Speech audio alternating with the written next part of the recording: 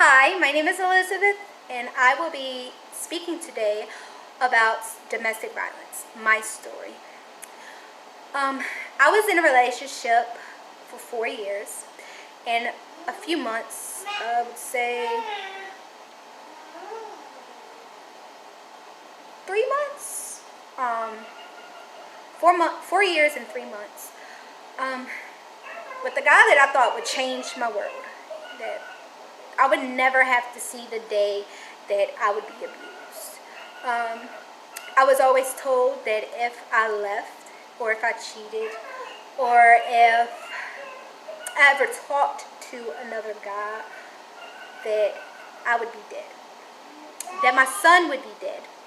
And my son is the best thing that could ever happen to me. I would never want to put him through anything so hatred, so violent. And I never thought that on June the 27th, my brother's birthday, my cousin's birthday, that I would see no longer the light of life. That I would be fighting for my life. Fighting and begging God to help me. I was stabbed. No, you have no more, baby. I was stabbed 7 times. Sorry, that was my son. I was stabbed 7 times. 4 times in my right hand. Here, on my middle finger, my ring finger, and on the back of my hand right here. Here and here, 2 of my main arteries were torn. They were cut completely.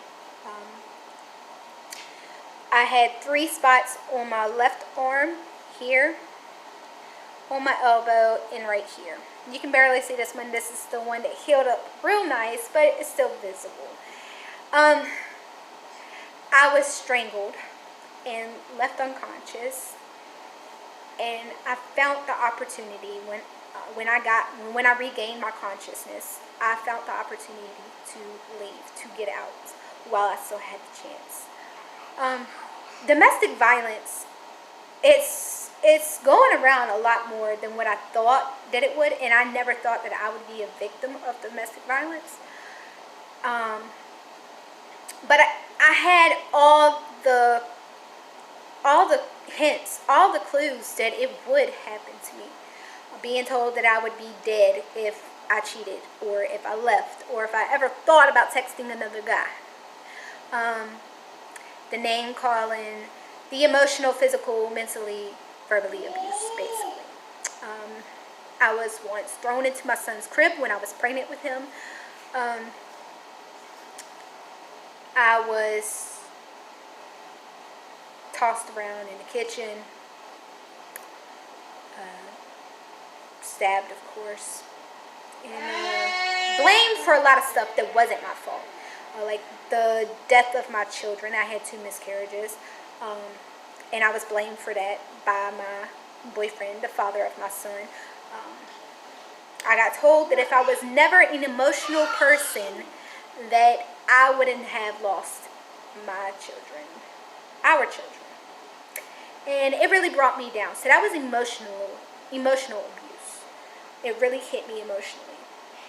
Being told that I was worthless, that I wasn't worth anything, that he didn't want my attention no more, that he didn't love me no more, that he wanted to see other people and stuff and seek revenge to me, it really brought me down. And I never thought that him seeking revenge and wanting revenge would end up with stabbing me. After this happened, I was rushed to the hospital, and I was fighting for my life. Fighting as hard as I could. I wasn't expected to make it. I had lost a lot of blood. No blood transfusion was done, but I had lost a lot of blood, and my blood pressure was 70 over something. 70 over something is very, very low, just to let y'all know if you don't know.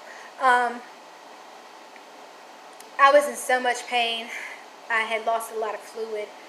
I was covered from head to toe in my own blood.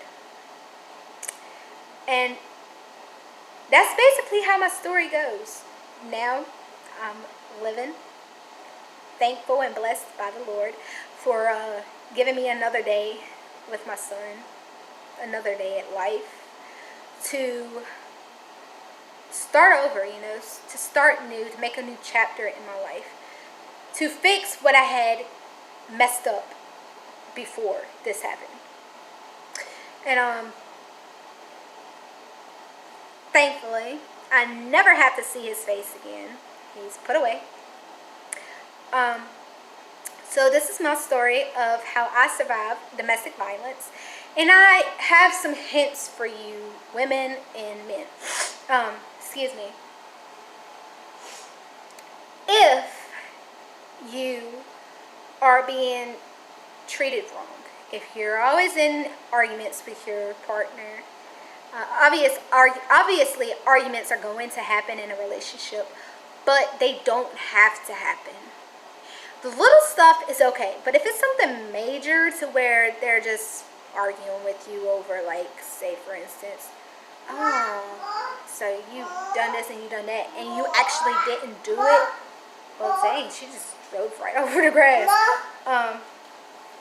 And if you actually didn't do it, then that's the time when you know that that's phase one. Then it goes to hitting and to yelling and to saying, I never want to see you again. I just advise y'all to get out while y'all can. If you know that you have some hints and some clues, hey, you're in a domestic violence relationship, you need to get out, then go ahead and go. Don't tell them that you're leaving, just go. Because that was my mistake. I told him that I didn't want to be with him no more, that I was going to leave him, and then that happened. So I advise y'all to get out while y'all can, and to just never, ever go back to that person. Never. It can come in various of ways. Domestic violence, it can come in various of ways. Like I said, just get out while y'all can. And I hope y'all enjoyed this.